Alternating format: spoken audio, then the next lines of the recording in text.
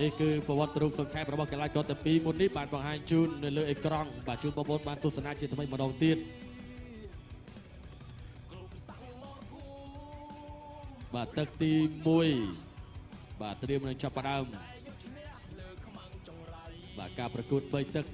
បាទអរគុណទៅដល់ភេសជ្ជៈបើកម្លាំងគ្រុតជួឆាចបាទឧបត្ថម្ភជួយទៅដល់កីឡាករទាំងពីរបាទគ្រុតជួឆាចបាទរសជាតិឆ្ងាញ់បងប្អូនណាខ្លះសើឲ្យទៅជាបងប្អូនញ៉ាំស៊ុបក្តៅហើយដាក់គ្រុតជួឆាចមកកំប៉ុងរសជាតិជាប់ចិត្តបងប្អូនណាបាទហើយខ្ញុំឥឡូវនេះកំពុងតែញ៉ាំភេសជ្ជៈកីឡា V Active បាទបំពេញធម្មពលរៀងស្អកបន្តិចដាក់ V Active ដាក់អស់កន្លះដបហើយបងប្អូនបាទអរគុណបងប្អូនសូមសម្លេងតែដៃជូនកីឡាករទាំងពីរមួយមើលចក្រមត្រៀមប្រុងប្រៀបប្រកួតគ្រុឌគុនខ្មែរគូទី5គឺជាគូអន្តរជាតិរវាងកម្ពុជាឡៅទឹកទី1 round 1រីករាយទស្សនាទឹកទី1បង្គោលក្រហមបឺតធម្មតារីឯបង្គោលខៀវពីលីនសាក់សៃយ៉ាស៊ុបាទយើងហៅគាត់ថាសៃយ៉ាស៊ុងាយខ្លីបាទធាក់ស្វាគមន៍របស់ធម្មតាទាត់ស្ដាំមកវិញរបស់សៃយ៉ាស៊ុទាត់ឆ្វេងពីធម្មតាទាត់ធ្ងន់ទាត់ស្ដាំរបស់សៃយ៉ាស៊ុមកដៃស្ដាំរបស់ធម្មតាកូនសិស្សរបស់លោកគ្រូសេនប៊ុនថេនលោកគ្រូសេនប៊ុនថេនអត់បានមកថ្ងៃនេះលោកគ្រូធុនសភាលោកគ្រូពេជ្រសុផាន់គាត់អញ្ជើញមកហើយឆាប់នេះបុណ្យចូលឆ្នាំថ្មីនេះព្រឹត្តិការណ៍ដ៏ធំនឹងចាប់ផ្ដើមបាទគ្រូទាំង3ដឹកនាំកូនសិស្សម្នាក់បាទមកក្លឹប4នាក់បាទនឹងត្រូវធ្វើការប្រកួត2 3 4 5 6 7 8ប្រកួតបន្តបាទប្រកួតបន្តបាទទាត់ឆ្វេងអីយ៉ាខ្ញុំមិនចេះបាទការទាត់ឆ្វេងរបស់ពេជ្រសមដែរសម្រួលបន្តិចសិនបាទអចេតនាទេបើធម្មតាបាទឥឡូវយើងទស្សនារូបភាពយឺតបន្តិចសិនត្រង់នេះធាក់ឆ្វេងរបស់បើធម្មតាធាក់ឆ្វេងមួយហើយទៅបន្តទៀតទាត់ឆ្វេងសងវិញកន្លែងនេះទាត់ទៅអូបាទចូលពេញតែម្ដងបាទចូលពេញយើងទស្សនារបស់ប្រកួតបន្តទៀតអូយបាទទស្សនាការប្រកួតជាបន្តទាត់ស្ដាំរបស់សៃយ៉ាស៊ូទាត់ឆ្វេងបើធម្មតាទាត់ស្ដាំសងរបស់សៃយ៉ាស៊ូមកអាចឆ្វេងរបស់បើធម្មតាបង្គោលក្រហមធាក់ស្ដាំមួយទៀតចាក់ជង្គង់ពីបើធម្មតាទាញរុញអឹបទៅនឹងសង្វៀនបាទលោកអញ្ញាកដាលក៏បំបីចេញសិន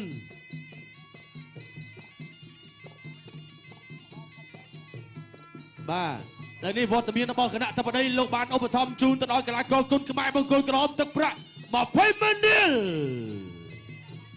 បាទអរគុណណាស់ទៅដល់វត្តមានរបស់គណៈតបដីលោកបានអញ្ជើញចូលរួមឧបត្ថម្ភលើកទឹកចិត្តដល់ការប្រកួតតោះស្ដាំរបស់សៃយ៉ាស៊ូបង្គោលខៀវវ័យ16ឆ្នាំកីឡាករឡើងណែទាត់ផ្ដាច់ចន្ទុលខាងក្រៅពីបិទធម្មតាទាត់ស្ដាំរបស់សៃយ៉ាស៊ូទាត់ស្ដាំមួយទៀតធាក់កាត់ឆ្វេងរបស់សៃយ៉ាស៊ូ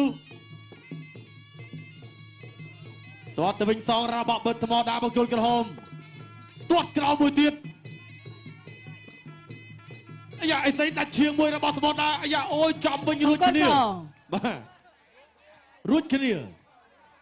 ចាសុំសម្រួល2នាទីបាទសុំសម្រួល2នាទីបាទនេះវត្តមានបងប្អូនជួយមកគ្រប់គ្រងច្រើនថ្ងៃនេះយើងទស្សនារូបភាពយឺតបន្តិចសិនបាទនេះវត្តកន្ទុយមួយប្រកួតបន្តទៀតអូបាទចូលពេញប្រឡោះផ្លូវបាទទស្សនាជាបន្តទាត់ស្ដាំរបស់សៃយឺស៊ូមួយឯស្ដាំរបស់បើធម្មតាទាត់ស្ដាំមួយទៀតជង្គង់របស់បើធម្មតាបាទចាប់គ្រាបាទលោកអញ្ញាកដាលក៏ញែកបំបី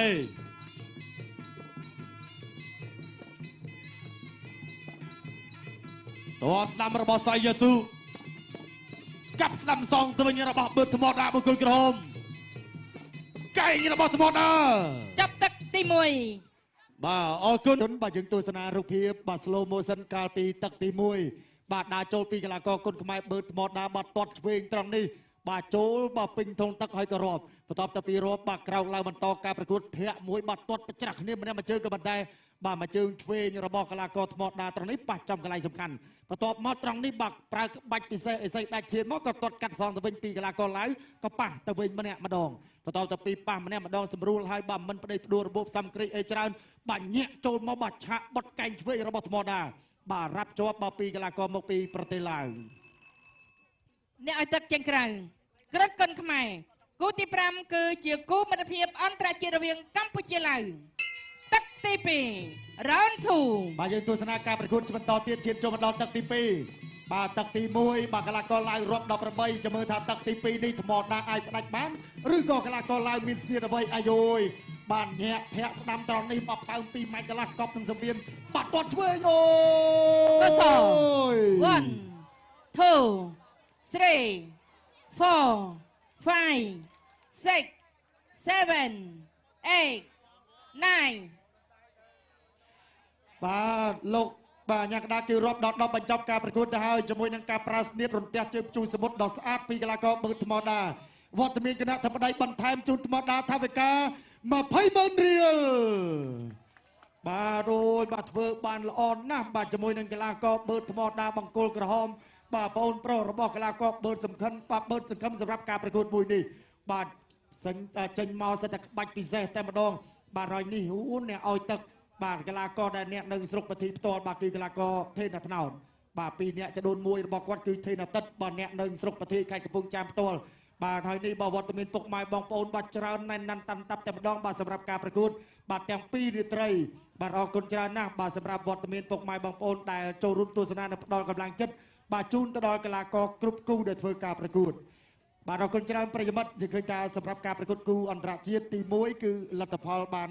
បាទទទួលជ្រាបហើយជម្រាបជូនថាការប្រកួតគូក្រោយគឺយើងនឹងបានទស្សនាការប្រកួតវគ្គដៃប្រត់យ៉ាងណាយើងទស្សនារូបភាពយឺតបន្តិចសិនត្រង់នេះបាទអូយបាទជើងឆ្វេងត្បិតបាទថាបាទព្យាយាមលើកដៃបាំងក៏ប៉ុន្តែរន្ទះជើងមហាទម្ងន់រន្ទះជើងព្យួរសមុទ្ររបស់ថ្មដានេះគឺកីឡាករឡាវមិនអាច